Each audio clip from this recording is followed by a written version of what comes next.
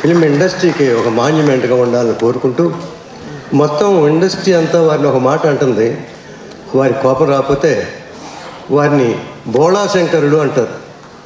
అంటే అర్థం ఏమిటని అడిగితే, నాకు ఇది మీరు చేసి పెట్టాలి, మీ వల్లే అవుతుంది అంటే భుజానేసుకుని చేసి పెట్టే పెద్ద మనిషి దాసనారాయణరావు గారని ఫిల్మ్ ఇండస్ట్రీ అంతా కూడా చెప్పుకుంటుంది.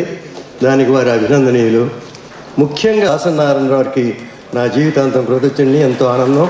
వారి జీవితం ఇలాగే నిండుగా పచ్చగా పద్మన గారు అందరూ కలిసి ఉండాలని కోరుకుంటూ భగవాన్ని ప్రార్థిస్తూ సెలవు తీసుకుంటాను. Thank you.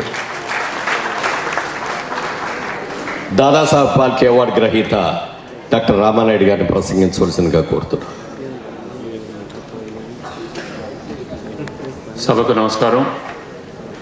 ఈరోజు మా దర్శకరత్న దాసనారాయణరావు గారి జన్మరేఖ సంపాదించే దీంట్లో 50% ట్రస్ట్లో వేసి దాన్ని ఖర్చు పెట్టాలని, వారు ఆ ట్రస్ట్ సక్సెస్ కావాలని వారు కోరుతున్నారు. వారి కోరిక తప్పకుండా చేసి బాగా ఇంకా ఇంకా మంచి కార్యక్రమాలు, వారు మళ్ళీ నెక్స్ట్ బర్త్డేకి వచ్చేటప్పటికి ఇంకా చాలా గొప్పగా విషయాలు మనం తెలుసుకుంటామని చెప్తూ నేను సెలవు తీసుకుంటామని.